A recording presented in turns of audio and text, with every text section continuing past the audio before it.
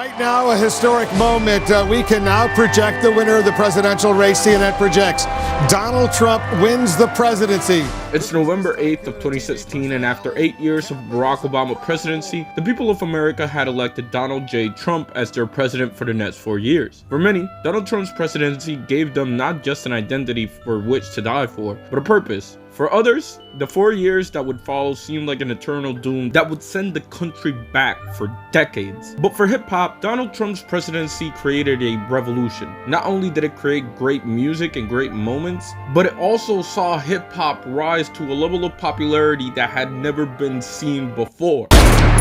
This is America. But to make things clear before we continue, this is not a video of me endorsing Donald Trump, just putting it out there because I'd rather just not deal with that right now. And just so you don't think that this is a video that is doing that, let's talk about YG. Fuck Donald Trump. Yeah, nigga, fuck Donald Trump. Even though YG is a popular name within hip-hop, he isn't the most commercially or critically acclaimed rapper, but he is one of the more significant rappers of the 2010s in a weird way. And funny enough, it isn't because of his popularity that YG is so important, it's because of his influence. And to best understand the influence of YG, 3 words come to mind. Fuck Donald Trump. It may not seem like a big deal now, but I would consider FDT one of the more important songs in hip-hop of the last decade. Mainly because this song marks a shift in how hip-hop views Donald Trump. Because it is important to understand that before Trump's bid for president, Donald Trump was an icon in hip-hop. Not necessarily for who he was as a person, but what he represented. Money. Money, money, money, money. For as long as Donald Trump had been in the public eye, Trump had been the image of wealth. And if there's one thing that hip-hop loves, is the image of wealth. From Slick Rick to Jay-Z to in more recent time, rappers like Lil Baby, Drake, and really any rapper, the image of having wealth is very important to a rapper. The rapper's ultimate goal, after all, is to get rich or die trying. And for those who do get rich, the shame, the watch, the money spread is essentially equal to a championship in sports. You're not supposed to be here, and the fact that you are here is worth celebrating. Naturally, however, this means that a lot of rappers compared themselves to rich people, and there was no rich person that was as famous for being rich as Donald Trump. And the Donald Trump shoutouts range from rappers like Lil Wayne, next time you see me, I have money like Donald Trump, Nelly, It's Donald Trump, let me. and surprise, surprise, Kanye West. Now, people say this is a shout out, but it honestly reads as a diss, right? Anyways, even up till 2015, it was still acceptable to compare yourself to Donald Trump. For reference, Ray Shremmer did have a song called Up Like Trump. But as Trump's presidential campaign started taking place, a rapper like Rick Ross would go from saying this in 2010 Like Donald Trump. to this in 2015. Assassinate like I'm Zimmerman. But for what my money is worth, the moment where hip-hop's distaste for Donald Trump became clear was with the release of Fuck Donald Trump by YG. I'm not saying that YG made it cool for people to hate Trump, but it's when it became transparent that hip-hop was on that side of the fence, in what would essentially start a renaissance era for the hip-hop protest song. But before we get into that, I haven't made a video in like 3 months, so YouTube will not push this video out. If you want YouTube to push this video out, I'm gonna need your help by subscribing, commenting, liking, you know, all that. I'm not begging for it, but I would really appreciate it. Let me get back to the video. Now, obviously, protest songs are like normal in hip-hop. Just in 2015, Alright became like the biggest protest song that hip-hop has really ever seen. But in 2016, YG was the leading force in making the Trump protest song a thing. And despite the fact that Donald Trump was the president by the end of 2016, hip-hop's hate for Donald Trump was at an all-time high. And just so you can get an idea for it, here's a graph from ESPN's political website 538 breaking down the ratio of positive to negative Trump bars. And take a look at that spike heading into 2016. And more considerably, look at the drop in terms of positive Donald Trump bars. And it wasn't just a trend, because as hip-hop headed into 2017, hip-hop made it clear that it was not gonna stay silent. A rapper like Jay-Z went from rapping about paintings and being rich and Magna Carta Holy Grail to rapping about the story story of OJ in 444. And even rappers that you wouldn't expect to be political or have political takes were having political takes. Kodak Black, for example, the Tunnel Vision music video was a black man actively being killed by a man with a Make America Hate Again hat. Then there's people that should go without mentioning, like Kendrick Lamar and J. Cole and Lupe Fiasco, who obviously made comments on the president on and off the mic. But one of the biggest benefactors of the new political landscape was none other than Logic. And let me explain.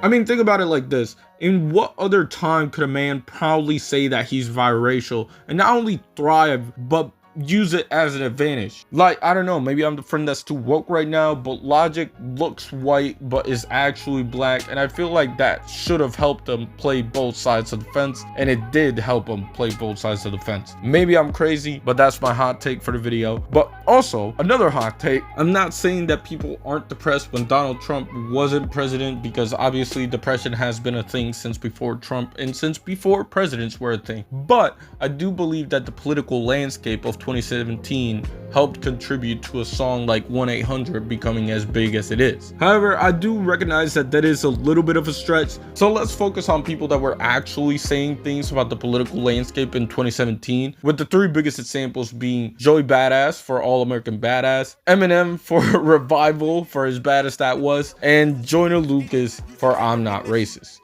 In the land of the free is for the freeloaders. I'll start with the man of the hour and Joey Badass first. Unsurprisingly, the guy who's best friends with Capital Steez had some things to say about the Trump presidency. It's just the way I feel. His protest album, All American Badass, is a classic and Joey's most commercially successful record, and a great album if you ask me. I think it held up even when Trump wasn't in office, but now that Trump is back in office, it holds up even more. The same can't be said for Eminem's Revival, kind of the forgotten album in the Eminem discography, with Kamikaze coming along a few months afterwards to kind of wipe away the legacy that Revival had. But it wasn't just Revival, Eminem also did this.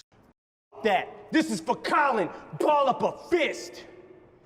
And keep that shit balled like Donald the bitch. Which personally I think holds up way better than Revival did. But if you're gonna ask anybody about a political rap song in 2017, chances are they'll reply with I'm Not Racist. I'm not racist.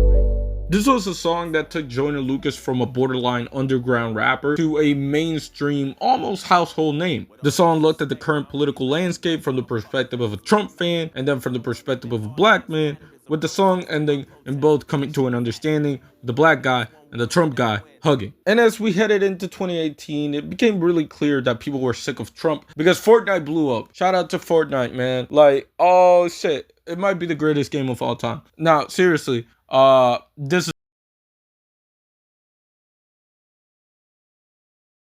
is hip hop and politics have always been a thing. Let me stop you in saying I agree. But quickly, name your favorite protest hip hop song before 2016. Is it Fight the Power? Is it The Message? I hope it's not Bombs Over Baghdad, because that one isn't a political song. Maybe it's alright. Regardless of what song you pick, odds are it didn't even land in the Billboard Hot 100, and if it did, it never scratched the top 40. But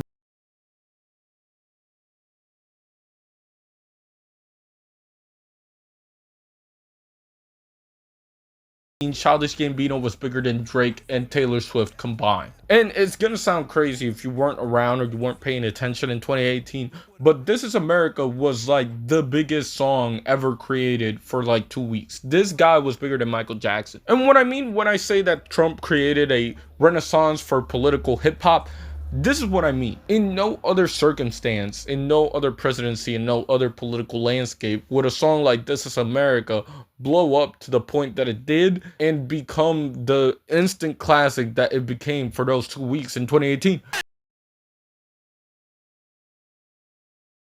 I know this sounds crazy, but look up reaction videos in 2018. Maybe you've forgotten, but I promise you, Childish Gambino was Michael Jackson for like at least a week in 2018. It was like Childish Gambino, Fortnite, and then Ninja Blevins. Anyways, I would be remiss to say that by 2018, there was a pretty vocal Trump supporter within hip hop. None other than Kanye West. Mr. Donald Trump is taking money from y'all, started wearing a MAGA hat as a fashion statement. And, you know, I've learned considering what Kanye has become in the last couple of years, that I don't have to dignify everybody's political opinion.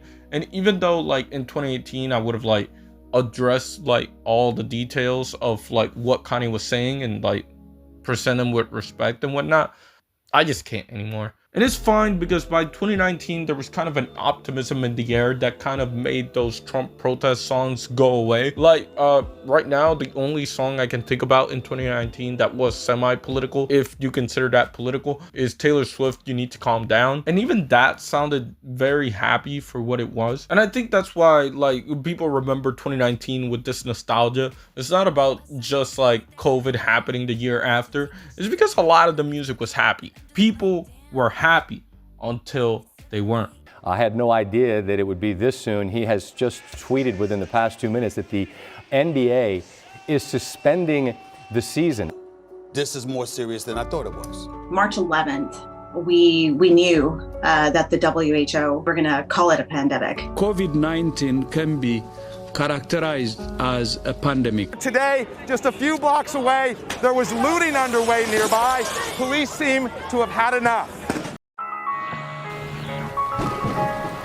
This is Lil Baby's The Bigger Picture, a song that is not only Lil Baby's most critically acclaimed song, but also his most popular as a solo artist. Again, never before had a rapper like Lil Baby made a political rap song that not only charted, but became his biggest hit as a solo artist. Think about it like this. Lil Baby's highest charting hit as a solo artist isn't Freestyle, his most quotable song, and probably his most quotable song, at least solo-wise. It's The Bigger Picture, a song that came out of the frustration and trying to express an understanding for both sides of things, which, contrary to popular belief, I do think is necessary at times, especially for 2020. People really started to clash, and I don't think the country has recovered necessarily from how political things got in 2020. Like, that really was a time where the political party you supported somehow became your sports team, and people are like ride or die now for their political party. But anyways, The Bigger Picture, one of the more iconic songs of that year, came from that, from understanding both sides and trying to explain to the other side, here's why we're angry, here's why things are happening the way that they are happening. People wanted music that would speak the truth, and hip-hop listened. Even people like Public Enemy, who had been way past their heyday, it wasn't the late 80s anymore, came out in 2020 and they made waves with a remix for Fight the Power. It featured legends in the game like Nas and Black Thought, but it also featured newer rappers like Rhapsody and YG. History class ain't tell us about Juneteenth. I told you that he was important, by the way. Like, YG was there in 2016 saying fuck Donald Trump, and by 2020 he was saying fight the power to end Donald Trump's first term as president. And as Trump picks up his second term as president, of course we can hope for the best, but it's not looking like it's gonna be the best. So yeah, get ready for political hip-hop to rise again. And if my time as a hip-hop fan has taught me anything, I understand that hip-hop will not stay silent and it will remain true to what it believes. And with that being said, yeah. Anyways, that might have been the most political video I've done in a minute, if not ever. And I'll just leave it at that. You know, I kind of feel like I spoke my mind. I kind of been away for a little bit. My bad, filmmaking. But yeah, shout out to y'all for sticking around. Shout out to God, and shout out to me for finally making a video, and shout out to Jay Dilla because he's always dope.